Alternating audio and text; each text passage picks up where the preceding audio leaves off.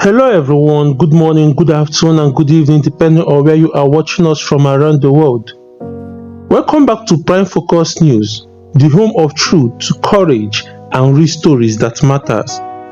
If you are joining us for the first time, please subscribe, like this video, share it and most importantly watch to the end because today's story is one that will touch your heart deeply. The only way you can support Prime Focus News is by liking, sharing and commenting on our videos. That small action from you helps this platform grow and helps these stories reach the world. And to everyone who has been supporting us, thank you from the bottom of our hearts. Today's story is not just news, it is a cry of pain, it is a story of tears, it is a story of fear. It is a story of innocent people whose lives were changed forever in one night.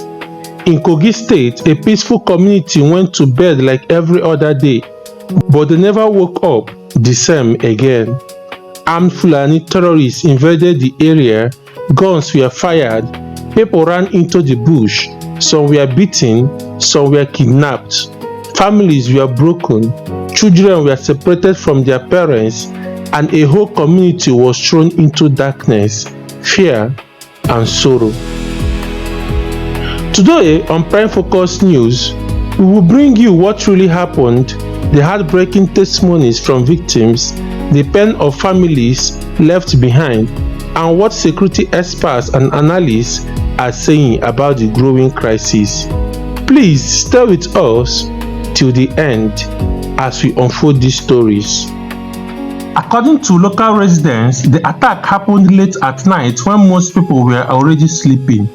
The community was quiet, children were asleep, parents were resting after a long day of work. Then suddenly, gunshots shattered the silence.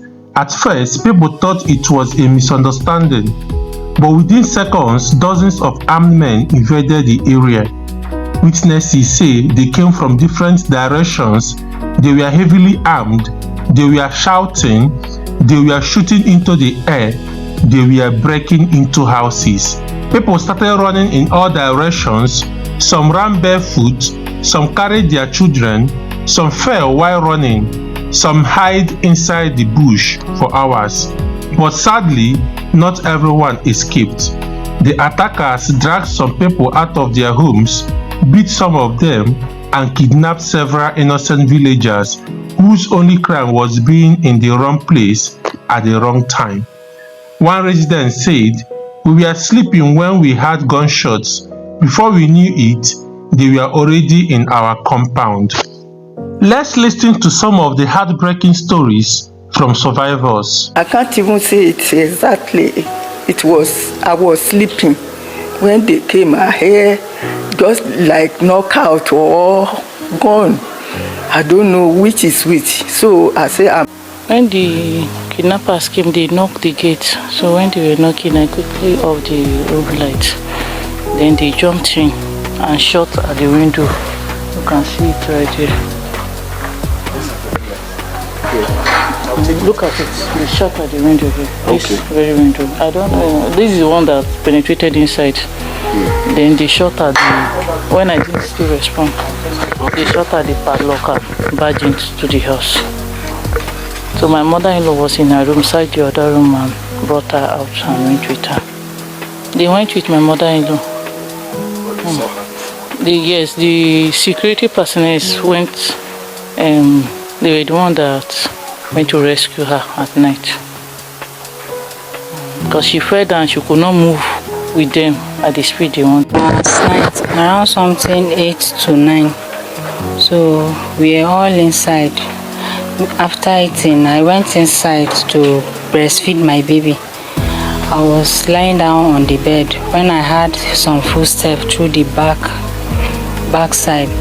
So I now said to myself, this footstep is the bouncing on the floor is too much. I'm not sure it's an ordinary person. So I heard some people were banging on the door. That time it was my neighbor's house. They were banging on the door. I was like, it's not my husband. if he's the one, he will call us to come and open the door, because it was not less than 30 minutes that he left that incident occurred. So I now came out to tell my children to lower the volume of the television. I now told my senior that something is happening outside. Then I had a gunshot. The gunshot lifted me and my baby from the bed. I even hit my back at the wall and lifted my baby from the bed. I have to hold him to my shoulder and cover his mouth so that he will not shout. And I off all the lights, leaving the outside lights. So she was peeping. We're not seeing clearly, so we have to go inside the room. I saw them when they climbed the fence and jumped into my neighbor's compound, banging on the door. So they hit it with the leg and went inside. It's like they took somebody from there. So it doesn't occur to me that they will come to our side. And we now call our husband that anywhere he is, he should stay there, that something like this is happening. So he now tells us to follow through the back door and escape from the house. So we are coming out. I was tying wrapper. When I went into my room to take my clothes, before I know what was happening, they already spoiled the bang on. They hit their legs on the door and come inside. Then my senior was coming out with my children. They took her with 3 kids, 3 children. So I have to seize inside the room. I didn't come out. Then I was holding my baby's mouth so that he will not shout, so that they will not know that somebody is inside. So my other senior girl, she followed through the back chair and went to hide inside the store because I off all the lights and everywhere was dark. So I was seeing them through the window. When they were going, they bring my little girl. They reach that side. From that side, they throw my little girl to the door, and they go with 2 children with my senior. So after, for some while, my baby was now shouting, but I did not hear her voice again. For some while, I now saw somebody came out like this, the other one like this, and the other one like this. Those one that go with my people was now among them. So when I was hearing my little baby crying, I was hearing her voice in that water side. So I have to come out sneakily and carry my baby from the sitting room and jam this door. I followed through the back door. I looked for the key and opened it. And when I was hearing something in the store, my senior girl was, Mommy. And now she should come out. I covered her mouth. I backed my baby, carried this one and my senior daughter. We escaped through the back. So somebody now helped us on the road. And those people were putting on clothes like Fulanis, but they are not Fulanis because they were speaking English. There were 3. It was this morning we saw our little baby in that uncompleted building. Now there are 2 now, 5-year-old boy and my senior. Even that last night, Army was here, vigilante, and some special forces. They went through the bush, but they couldn't get anybody. It was the old woman they took from here, they saw on the road and brought her back. So it's my people that is with them now. And I pray the government will do something about it. Because After the attack, many houses were destroyed. Many families are now homeless. Many people are sleeping in fear. Schools are empty. Farms are abandoned. The whole community is living in trauma. Some people are now afraid to sleep in their houses. Some sleep in the bush. Some are planning to leave the village forever. One resident said, if they can come once, then they can come again. This Kogi incident is not an isolated case. Across Nigeria, kidnapping is increasing, attacks are increasing, rural communities are suffering the most. The question many Nigerians are asking is, where is safety? Where is protection? Who will defend the ordinary people? People are tired, people are scared, people are losing hope. Security experts and analysts say the attacks are becoming more organized, criminal groups are becoming more bold, many rural areas are poorly protected. Without serious action, more communities will suffer.